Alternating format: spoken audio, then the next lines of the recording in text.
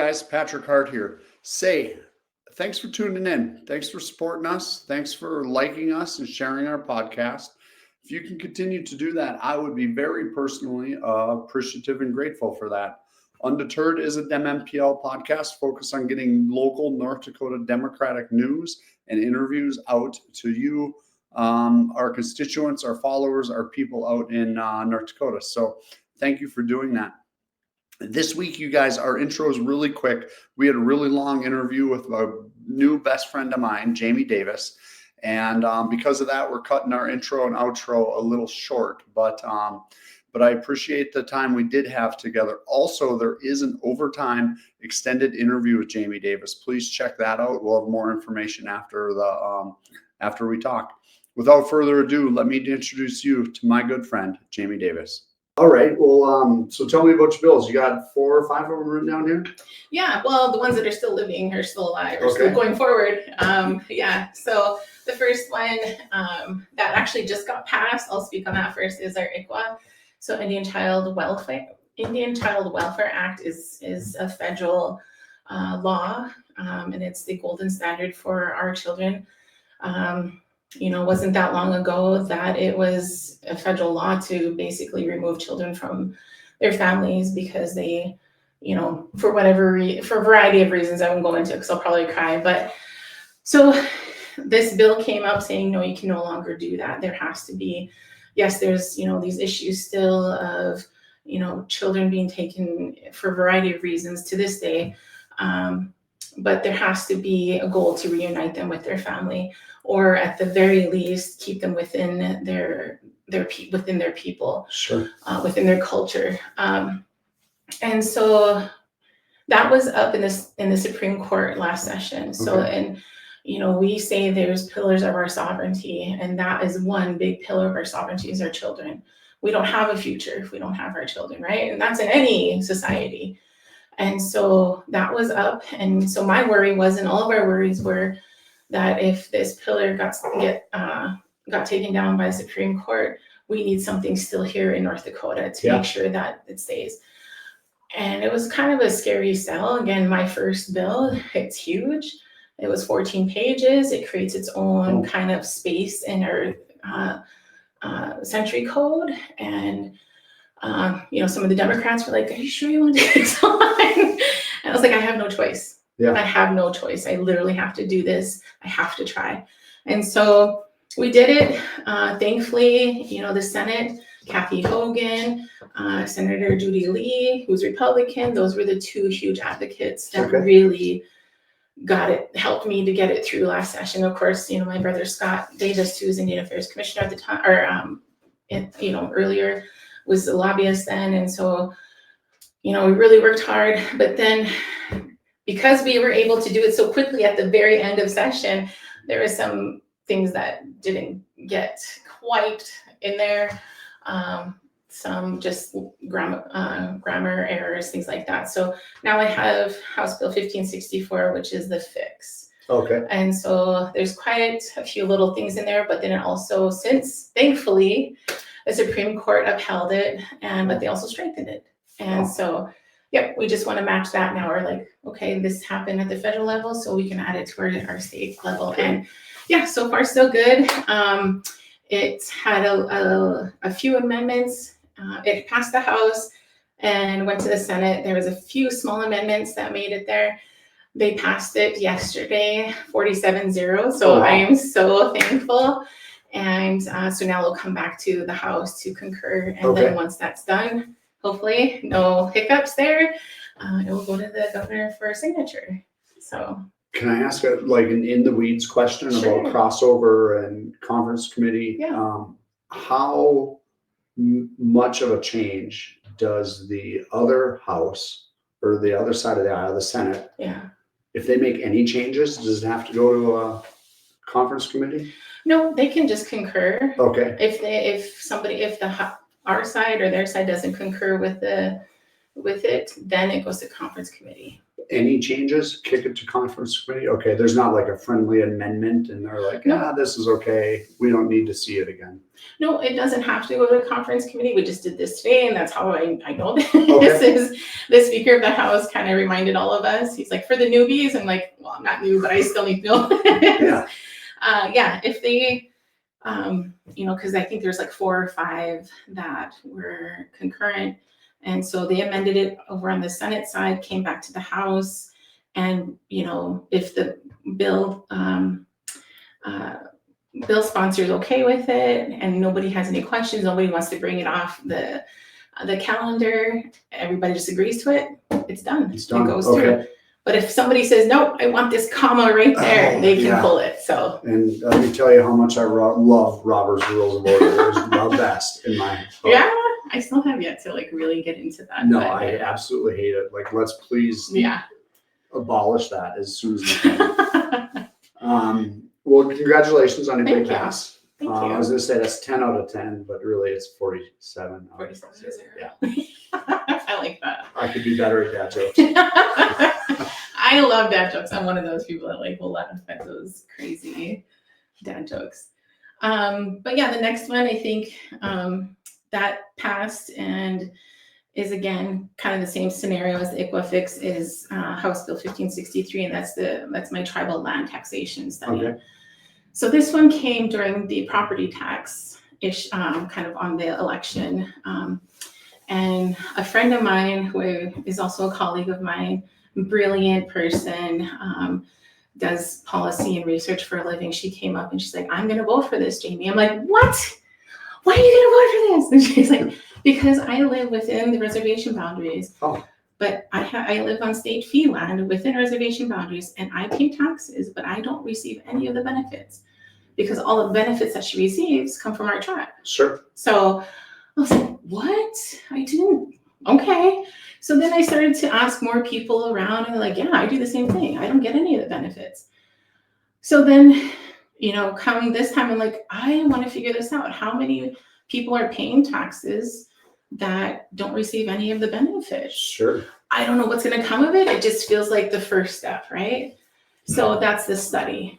Can you sell that to me with a story? So where does someone live that they would be on land that they're paying taxes? Yeah. Is that like private land, sell the partial, comes to my mind? And they're paying property tax? Mm-hmm. The property tax goes to the state, and then the tribe. Goes to state and county specifically for this one. Sure. Yep. And then, but the tribe's providing all the services. Yep. So, Mm-hmm. okay. Trash, water, Sure. roads, everything. So, because I was like, no, you receive something, and she's like, no, I don't.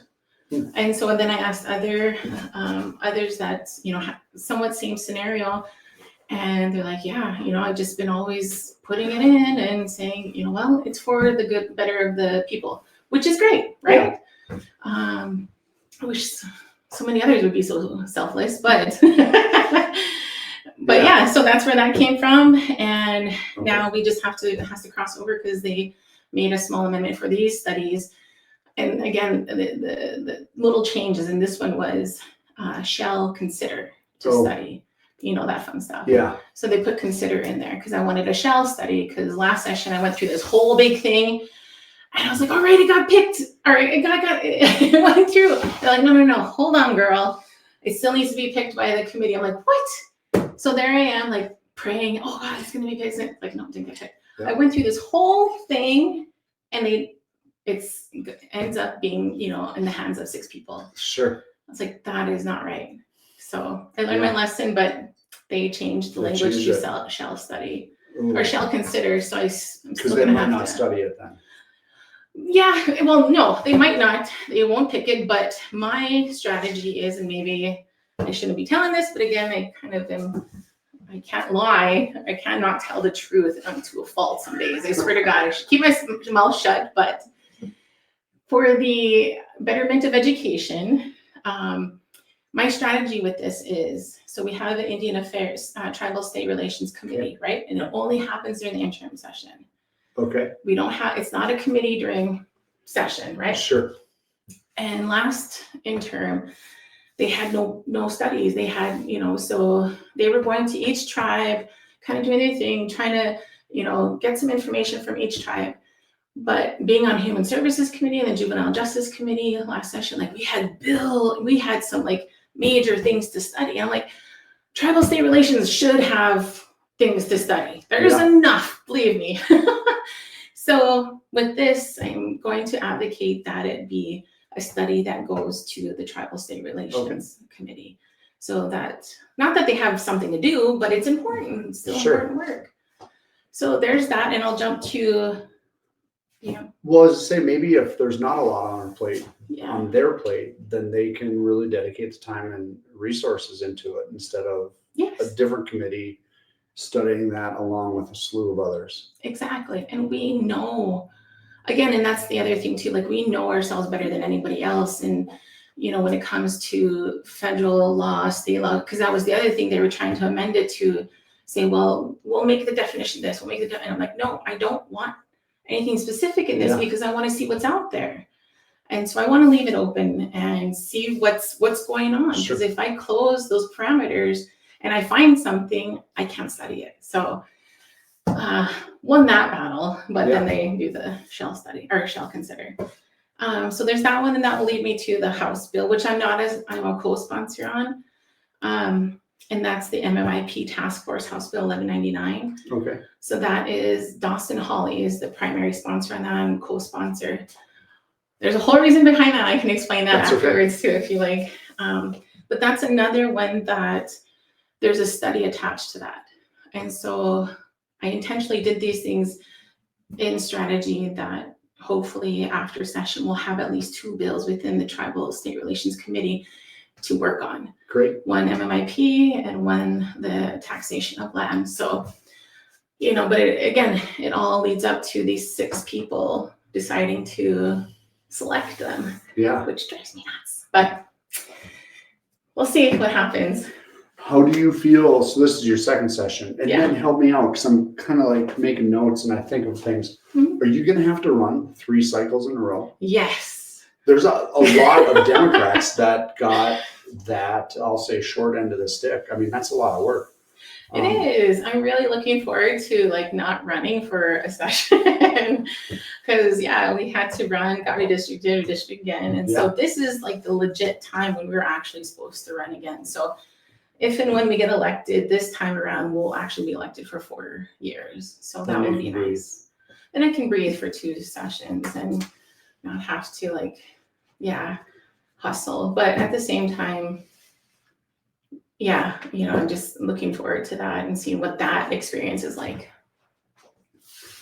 Did you do a feather alert? Oh, yes. Okay. Thank you. I think I talked to you about that 3 weeks ago. Yes. I didn't want to be off on that. No, you're good. And that's like an amber alert, except for... Yeah, for Indigenous people. Yeah. So that's House Bill 1535, feather alert. And again, that came from experience last fall. Back home, as a policy person, just started law and policy, and then being a representative, I don't take these positions lightly. If there's something I can do or use my name or position for, to find somebody or to do good, I will. And that's what happened last fall. Was one of our young girls, around 14 years old, she left with an older guy, 20s. He had a background of sexual violence. And they took off. And so the family put a, Facebook post out. And, thankfully back home, our fire chief is our search and rescue also. Okay. So they went into action. I was kind of watching it on Facebook, updates here and there.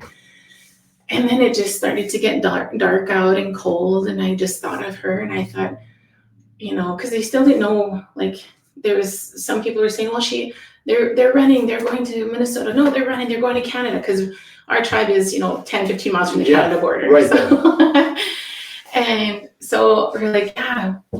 And I was like, what's going on? Why is it taking so long to, get some sort of information? And so I thought, well, I'm just going to go up there and check it out.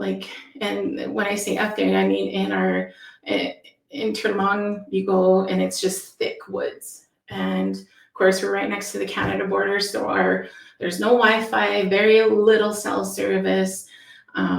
And then, so just the communication was lacking.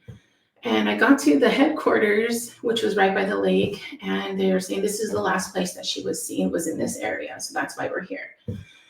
And I was like, okay, so well, what do you need? And he's like, well, the fire chief was like, well, we're just waiting for the FBI to ping her location on her phone. So for Indigenous people, tribes, this is my opinion only, but what I've seen is that when anything gets taken over by the FBI or the federal level, it's silent. Everything was silent. There's very little communication, and they won't tell you what they're doing. They won't tell you any action that they're taking. It's silent. And to this day, a lot of people are still missing because of that silence, I believe. And so I said, F that, we're going to do something, ourselves. And so thankfully, again, like I said, my brother Scott, I know he has the connection. So I called him up and was like, Scott, told him what's happening, where there's this girl missing. I said, we're not going to wait. Time is of the essence. It's getting cold. It's getting dark, blah, blah, blah. Okay, sis, let me call so-and-so and see if they can help. And called BCI, called, Highway Patrol, got everybody online, got the Amber Alert people online. And so as the fire chief was working with, Highway Patrol, BCI, they were on their way. Highway Patrol's on their way with bloodhounds, with heat-seeking drones. I didn't even know that was a thing. Yeah. And I was like, oh my God, that's amazing. And so, but there was so many people there just waiting to take action on something, And so there was one of the people there had said, she's at such and such place, just blurted it out. And boom, they were all like taking off big trucks. And it scared me because I thought these people are erratic right now. They're not thinking straight, and they could get in a car accident. They could hurt themselves. We don't know if this guy has, guns or what he's, we know nothing. And then, but that's our human nature, right? Is take off. I want to see my sister. I want to see my niece. I want to see, I get that. And so, but that scared me. So that was number, 15 of like, okay, that's a worry. And then we, what was it then? Oh, then the Amber Alert. I was on the phone with the Amber Alert. And they're like, well, you need to print this out, fill it out, pen and paper, and then send it back. I'm like, we're in the middle of nowhere. Yeah. We barely have any cell service. Like, is there a way I can do this? So I was like trying to do it on my phone and send it and get service. We were able to get it back, and they said, well, it doesn't work because we need to know the car. We need to know the make, the model, the color, last place she was seen, who she's with, like all of these things. And I'm like, that doesn't work because they're car hopping. Sure. And there's so many scenarios within Indian country that it just doesn't work, right? Yeah. So there are parameters within the federal alert. I'm not saying it's just a free-for-all, because it's still going to be very, I'll say exclusive in its ability to be, put out into North Dakota. I'm not asking for every single person that goes missing, because yes, there's criteria. But at the same time, the Amber Alert just doesn't fit, and it has never fit. Otherwise, we wouldn't have 20-some people missing currently in North Dakota that are Indigenous. I count 20 right now. Well, I looked last week, I should say it was 20. And that's what makes me upset too, is looking online on our North Dakota missing persons. It has a section just for Indigenous people. And last week when I looked, when I had to go to the Senate side to introduce the bill, at that time there was 20 people missing that are Indigenous. And when you go on there should be pictures, right? You think the first thing would be pictures, information, last seen, all that. Of those 20, there was only 8 that had pictures. It's like, well, what am I looking for? Who am I looking for? Right. And some of these people have gender neutral names. Like, is this who am I looking for? Can you give me some description? And there's none. Oh, interesting. And so all of that scenario came to, like, there's a lot of great people working, but they're all in silos, and I learned then that North Dakota was like, well, we can't come unless you call us for specific things. Sure. So thankfully my brother knew that. He was like, calling everybody in. But in those instances, time is of the essence. And when you're just sitting there and just hoping and praying, and sometimes, yes, people say thoughts and prayers, but that's not enough sometimes. We need action. We need decisions. Exactly. So that's where this came from. And I did talk with BCI, Highway Patrol on this, and they tried to really get me to pull back on it.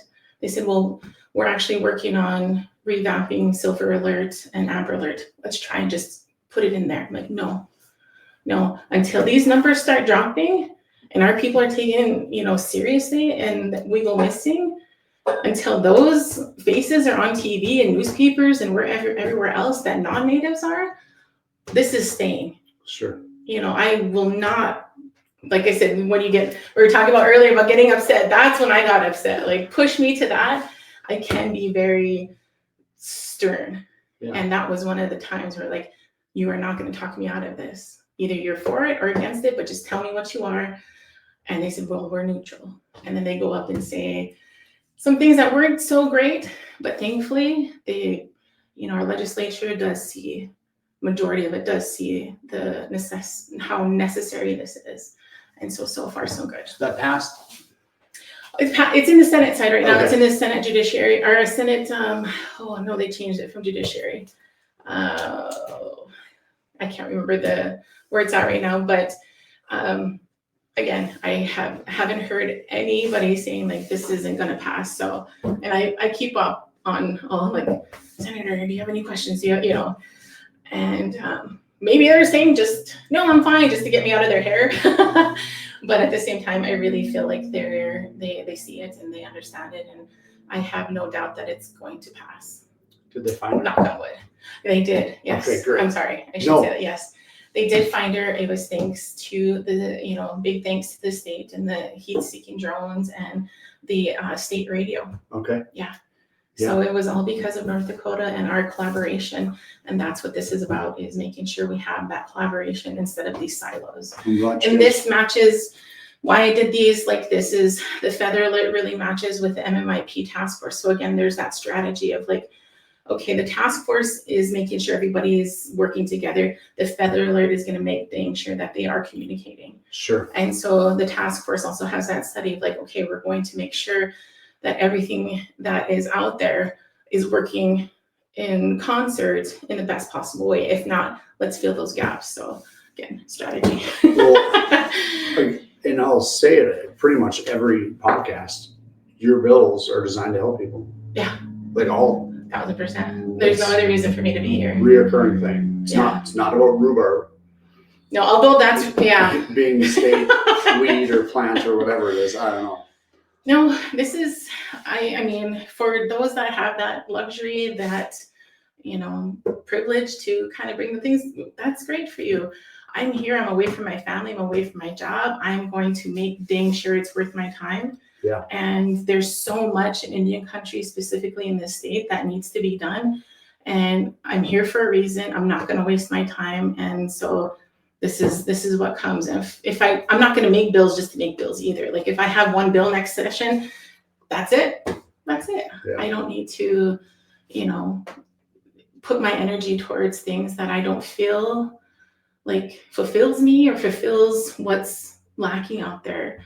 And unfortunately, like I said, in Indian country, there's a lot lacking. And, we need more people. And that's like, I'm happy Colette's here, Senator Marsley, Lisa Finley DeVille from MHA Nation. And that's another goal, is next election is to really find somebody from Standing Rock Nation, because District 31 is up. Yeah. And that's their district. And I really am looking and seeking high and low.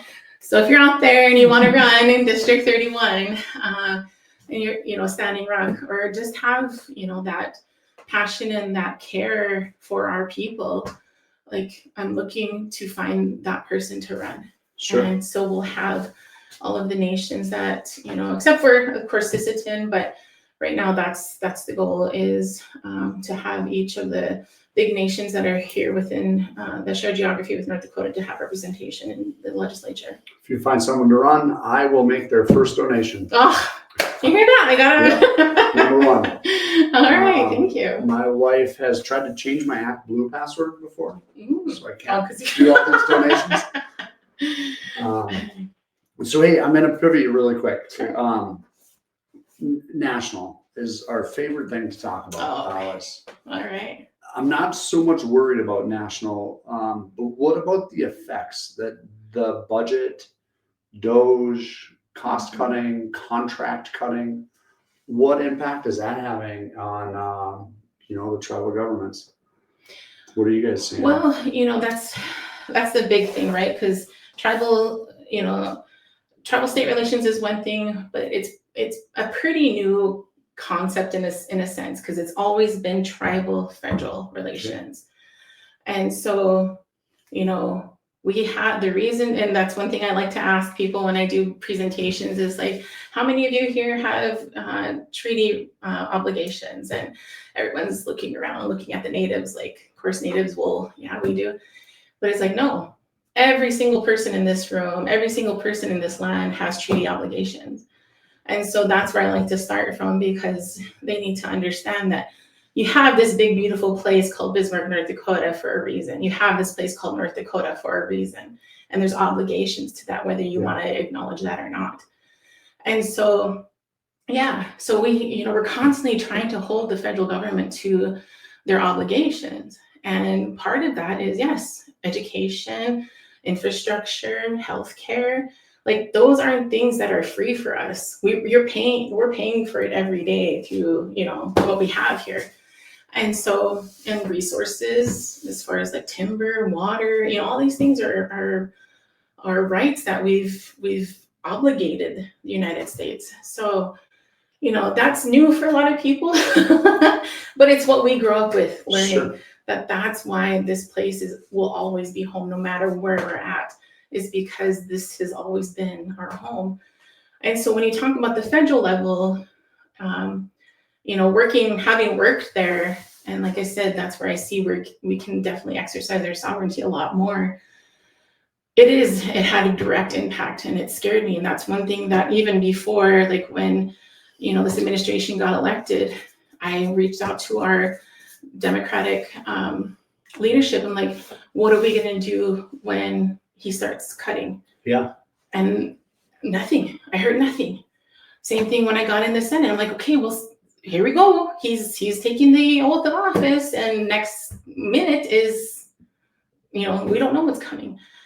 And it's just recent. Like when he started making the cuts, again, I'm like, what can I do? What can I do? So I'm like, chat GPT, asking other indigenous people, other indigenous leaders from South Dakota, like, what are you guys doing? We're like, there's nothing moving, there's nothing happening, we don't even know what to do. And so I was just like, okay, all of that was left available was resolutions. Okay. So I was like, well, I'll make a resolution saying that if the federal makes cuts to farmers, to education, to law enforcement, to our critical, industries that we need to stay alive here, North Dakota will find a way to supplement that, with funding, at least. And then through that was like, and starting now, we'll have these agencies show like what funding is from the federal government and what could possibly be cut. Just that alone, was like, let's do that, right? We should know what money we're getting from the federal government as a state and what could possibly be cut. And it went through the committee, flying colors, was like, great. So I put it on a consent calendar, trying to get it under the radar, like, please, nobody. But nope, it got pulled from this consent calendar. And one guy that just loves to stand up against my bills, like, of course, here we go. And he stood up against it, tried to defend it, but it didn't pass 43 to 44. Ooh. Yeah, so, and I was just like, well, they're on record saying, okay, you don't matter. Farmers, ranchers, teachers, K through 12, law enforcement, if your funding gets cut, yeah, we could have done something now, but we'll see what happens. That's such a close vote count, and it's such a common sense thing to do. Like, right? Identify where the money comes from. Exactly. I thought it was a no-brainer, but of course, here in politics, sometimes no-brainers are the hardest things to come, to get past. So yeah, there's that. But then, for me, I'll say personally, like, my brother, and I keep referring to him because has guided me in a lot of these things. And now, again, like, our family is very much like, we'll go where we're needed. And so, like I said, Scott was the Indian Affairs executive director here for like 13 years. I've been a lobbyist for the past, I don't know, 4 or 5 years, whatever it is. And, you know, then these cuts started happening to our people, to our industries, to specifically our tribal nations. And there's this place called Haskell Indian University in Kansas City. And my mom is a graduate from there. My family's gone there. Scott went there. My brother Dustin went there. My sister Carrie went there. Like, but they ruined it for me. So my dad said I wasn't allowed to go there because they had too much fun while they were there.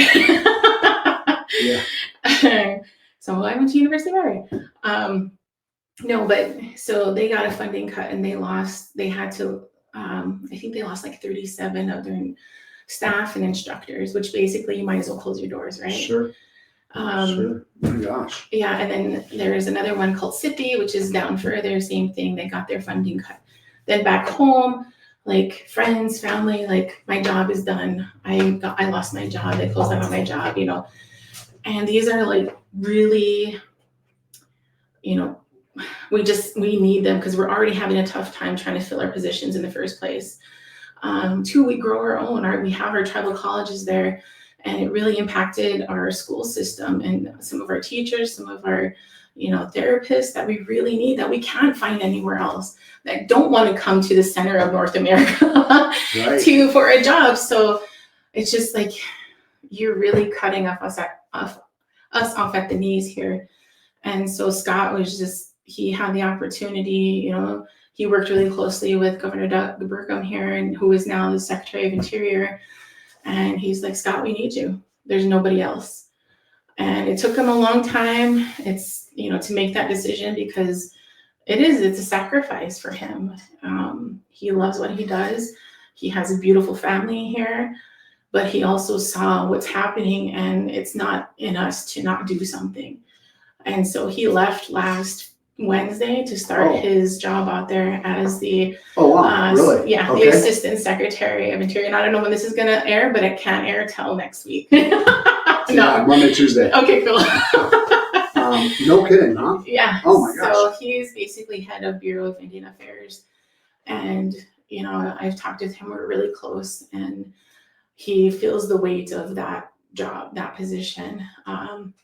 And so, you know, but at the same time, he's like, there's nowhere else that I would ever want to be, because I know this is where I'm supposed to be.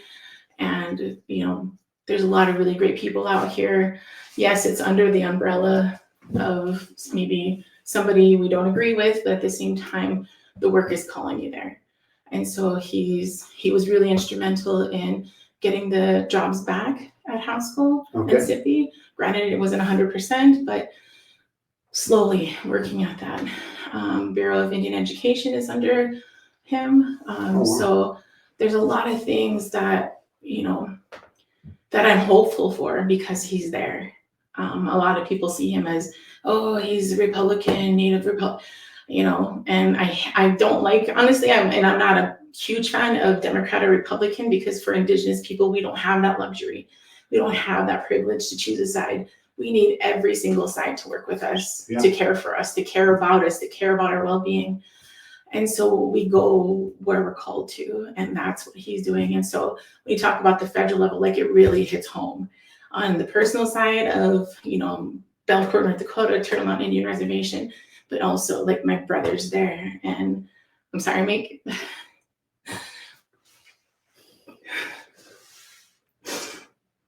I'm so impressed that you guys are continuing to step up again and again and again. And that's really courageous. He is. He's amazing. He does a lot of great work that is so hard, you know, because he was Indian Affairs. Maybe you should get him on here. He can speak for himself, but he was Indian Affairs executive director during DAPL. Okay. And that was, I mean, that's our home. Like, my mom's from there. He's enrolled member there. And so I was just telling him, you know, we said, you know, had this long conversation when this first came about, was like, well, DAPL prepared you for this, brother, you know? And so, you know, he's just courageous. He is, you know, one of the strongest people I know, But at the same time, it's so hard as a sister. Like, I get so protective. And then, but as like a citizen of a tribe, like I got it. I have like don't worry about it. I have like the highest hopes knowing that he's there, you know? So I'm sorry. I see, I told you I'm a crybaby. Like, this is my thing, is like, I just get so emotional. But because everything is meaningful, and I think this is how it should be. You know, people have told me, like, check your emotions, but you should. Why is that such a bad thing to, you know, this is literally changing people's lives. Like, food on the table, the education of our kids. Like, how are you not emotional about it? Exactly. So, yeah. So that's the federal level for me is very personal. Yeah. Yeah. Sorry. Well, I actually, I'm a light comedian. I cried last time we talked. So I know. I guess we're even now. Yeah. No. I had a moment, and it was a troubling day for me because this is a lot. It is. Yeah. Yeah. And I think that's why we get along so well, is because, yeah, we're both like, yeah, we get, same. Yeah. I'm a big Train fan, so I'm like Soul Sisters. Oh, yes. Yeah, Okay. That's, yeah. Maybe you're my soul sister. All right. I love that. You should put that as your closing music for the song. Oh, yeah? Yeah. We went to National together. Yeah. But you didn't get to see Natasha Bedingfield, did you? I did not know. Oh my God, that was the best night of my life. I know you were saying that as you came back. I love that type of music. Yeah. Well, then I went to go see Boys to Men, which I was like, oh my God. Who are they? Boys to Men. What? I'm joking. I got you. I was like, we are not soul sisters then. Yeah. No, National was amazing. Yeah, that was fun. You mentioned something, and I wrote down on my notes, the cloak of responsibility. There's something that Meryl Pepcorn and I talked a lot about on the campaign trail, because you just have this like weight on you the whole time. I have to do good. I have to represent, and it is heavy. Yeah. So I totally get where that's coming from. And it's something I willingly, like, I choose that. Right. You know, people say, just relax, just like, I can. I wish I could, if there was umpteen people to choose from to say, yeah, you come and take this over. Right now it's just her and I. Right. It's just her and I and Lisa. Like, that is it. We have no other choice than to take on that responsibility. But it's my choice. I own that. I'm tired. I have these bags that I've never had in my life before. And so if you guys have any idea, like, yeah, me too. how to get rid of these bags. But, you know, at the same time, it's just like, that's the price. So I choose it, I own it. And again, I'm here and I will do what I can. I'm not perfect by any means. I voted wrong today on one of the bills. It lit up red and I was green. I'm like, oops. Because I just was busy, you know, 15 other things on my computer, and I just hit green. I was like, the minority leaders, Zach Ista and Gretchen Doverbridge, kind of looked over at me. They're like, you're fired. Do you get to sit at the big table with them in the front, in the middle? Yes. Oh, that's fun. Yeah, it's hot. Is it? Yes. All that hot air. I was like, the ceiling is 30 feet away from you. No, but it is. It's really hot there. Okay. So Gretchen and I have fans that all three of us will share. Oh, for real? For real. Okay. Yeah, because it gets, I don't know why, it's just so warm in the middle sometimes. Again, we just laugh about all the hot air around us, but but it's also really interesting to be in that space too, because I did sit on the Democratic area last time, and there's so much more kind of interaction with everybody that I wish we didn't kind of have that separation, you know? Sure. Because I want, like, I always want Colette, like anywhere I go, I'm always like, Colette come, or Lisa come, or even my niece Shayla, who is our administrative assistant, I'll say, for the caucus. Again, trying to grow and, you know, Right. pull people up. I'm always like, you should come. So again, just these experiences, these places, these arenas that we've never been in, never been invited to before, tables you're talking about, like, you know, there's some times where I'm just like, should I be in here? But then the other part of me is like, you have no choice, just go. So, You know, at all my DNC events, people would come up and introduce themselves, and I was just so dwarfed because I'm like, yeah, I got it going on. I got a business, I'm chair of the party, I ran for office. for Like, sure. I'm representing. And then someone introduces themselves and they're like, two-tour Iraqi war vet, and they came back and started a nonprofit, and then they got a law degree, and it wasn't enough, so they became a surgeon. And I'm like, stop it, I have to follow this. But at the same time, like, we are given what we have, Yeah. and it's all about what we use it Yeah. for. So Yeah. so I kind of feel that too. But Yeah. I feel like us kindred spirits run into the fiery building because we want to help. Well, thank you, Jayme Davis, for allowing me the opportunity to interview you for all my friends and family out in podcast land. Had an absolute blast talking to Jayme. And I really would say my biggest takeaway is I really appreciate people in my life that are able to kind of multiply my energy and build me up. And Jayme Davis, thank you for being that person in my life.